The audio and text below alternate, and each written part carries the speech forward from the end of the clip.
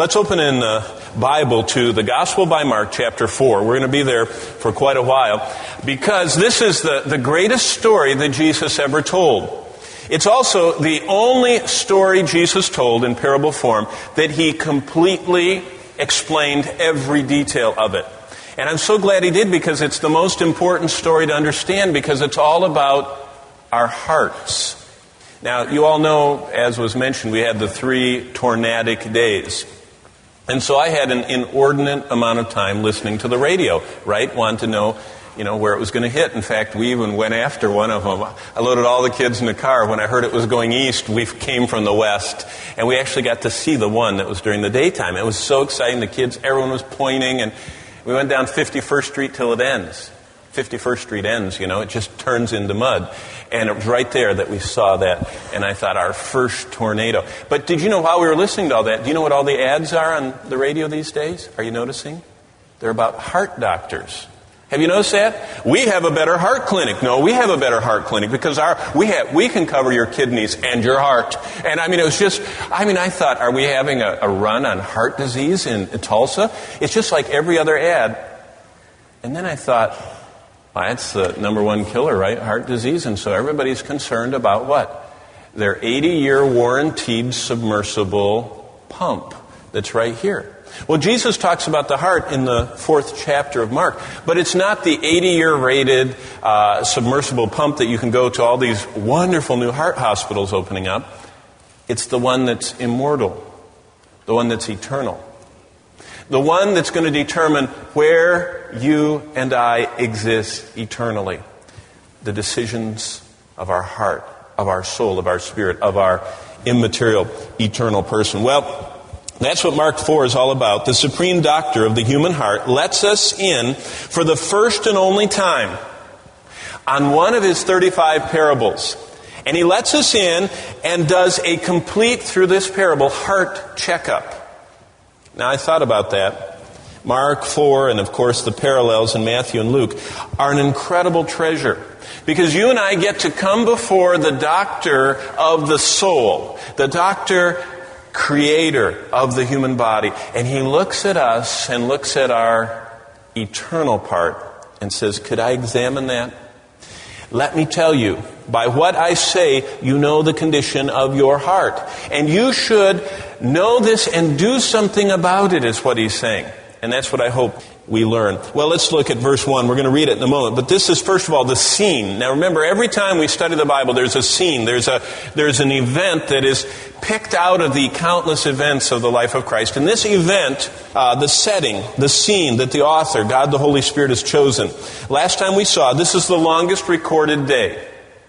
It starts back in chapter 3, the longest recorded day of Christ's ministry. He has more events in this day, more teaching times, more interactions, more recorded events than any other day.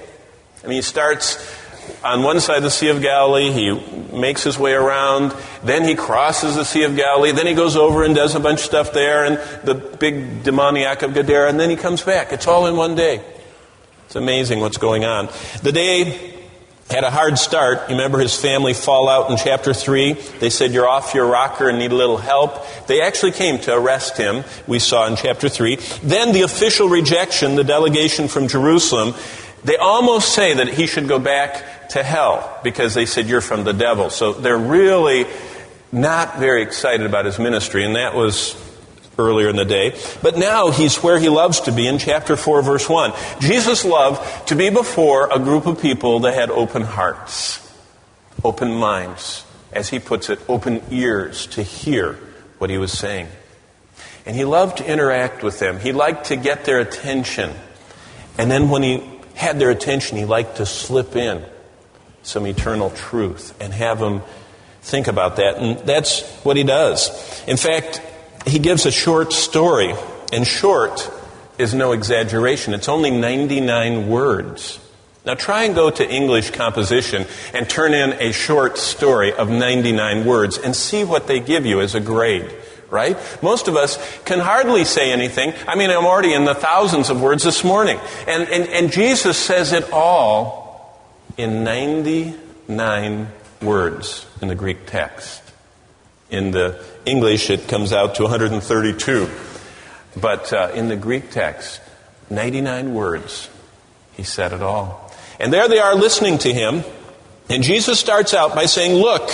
And he points off in the distance and draws their attention to something they all knew real well. It'd be like me saying, look, there's a car. And we'd all look, and there was a car. And as soon as you see the car, you think, yep, gas is $1.60 something. And, I wonder if they have car insurance. And, it's just part of life. Jesus said, look at that farmer. And then he tells his story. And in that moment, before their eyes, as they followed the action of that farmer sowing, their minds were engaged with Jesus Christ. And Jesus points out the obvious, the earthly, the mundane, and in the process lifts their hearts toward the eternal and toward the inscrutable, toward the incredible reality of the human eternal soul. And he said, that's what I want you to think about. And so he speaks to them. Let's listen again and hear him tell this story. I'm going to start in verse 3 of chapter 4. Listen, behold, a sower went out to sow. And it happened, as he sowed, that some seed fell by the wayside, and the birds of the air came and devoured it. Some fell on stony ground where it did not have much earth. And immediately it sprang up because it had no depth of earth. But when the sun was up, it was scorched. And because it had no root, it withered. And some seed fell among thorns. And the thorns grew up and choked it, and it yielded no crop.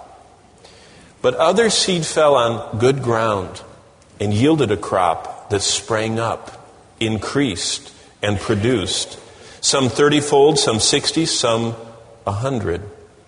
And he said to them, he who has ears to hear, let him hear.